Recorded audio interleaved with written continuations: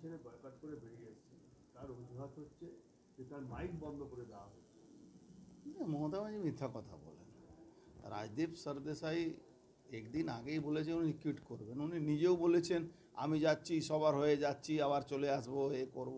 উনি এইসব নাটক করার জন্য উনি তো জানেন সবসময় মিথ্যা কথা বলেন। উনার মাইক কে বন্ধ করবে? ওখানে কেউ মাইক বন্ধ করার লোক থাকে? মাইক বন্ধ করার লোক না, উল্টে উনাকে ওয়েস্ট বেঙ্গল হলে সব থেকে লাস্টে বলতে সুযোগ পাওয়া যায়, সেখানে উনাকে প্রধানমন্ত্রী 7 নম্বর, মানে গুজরাতের যে নম্বর ছিল সেই জায়গা উনাকে দেওয়া হয়েছিল বলা।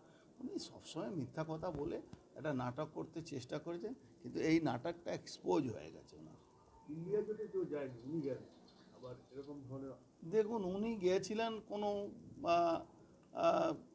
কোনো কি আশীর্বাদ নেওয়ার জন্য হয়ে যেতে পারে, কিন্তু আশীর্বাদটা পাননি, তখন একটা নাটক করে বেরিয়ে গেছে। কি আছে সেটা তো আমি বলতে পারবো না, যার থেকে আশীর্বাদ নিতে গেছেন সেই বলতে পারবেন, আমি কি?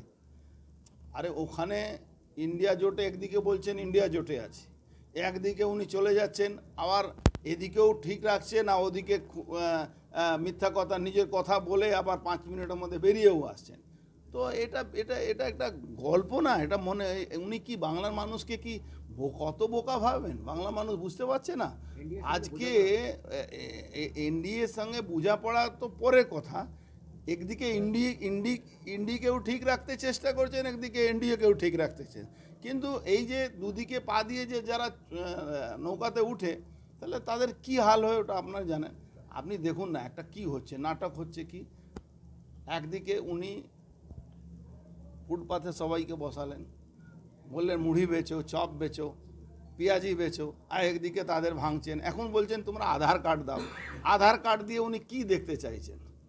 আধার কার্ড নিয়ে আগে ভেঙে দিলেন, তারপর আধার কার্ড দিয়ে উনি বাড়ি বানিয়ে দেবেন? বাড়ি তো গরিব মানুষের বাড়ি বানাতে পারছে না, ওনার পার্টির লোকেরা নিজের বাড়ি বানিয়ে নিচ্ছে।